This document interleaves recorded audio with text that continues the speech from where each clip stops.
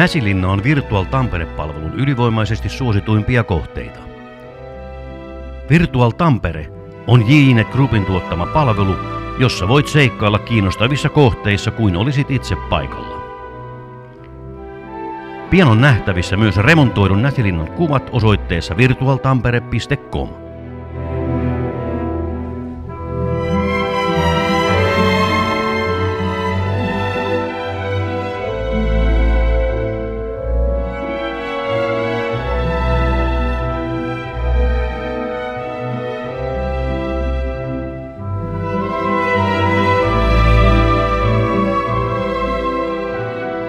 Linnan rouva Hanna Mäkelä.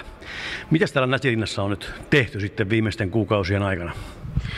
No täällä on ensinnäkin juhlittu avajaisia ja tietysti täällä on tehty paljon töitä, että on saatu kaikki ravintolan puoli täyteen toimintaan.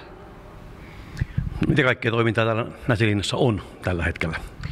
Meillä on kahvilatoimintaa, joka on arkipäivisin auki ja sitten iltaisin tuo à la carte ravintola ja sunnuntaisin sitten vielä sunnuntai-brunssia.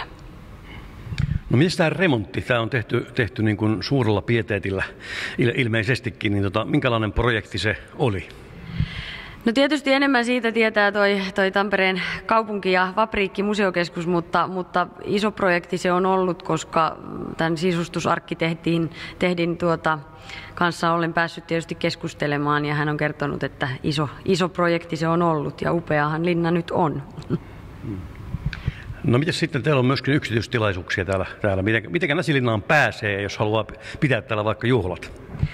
Tietysti ottamalla minuun yhteyttä, eli sitten katsotaan varauskirjoja ja sen mukaan sitten varaillaan. Hyvin paljon on ollut kiinnostusta, mutta kannattaa olla ajoissa liikenteessä. Mutta myös yksityistilaisuuksia ihan saleittain tai sitten kaikki ravintolatilat niin onnistuu sitten varata. Kiitoksia. Ei muuta kuin toivotaan mukavaa kesää Hannalle ja Näsilinnalle. Kiitos, samoin. Kiitos. JINET Group, internetpalveluiden asiantuntija.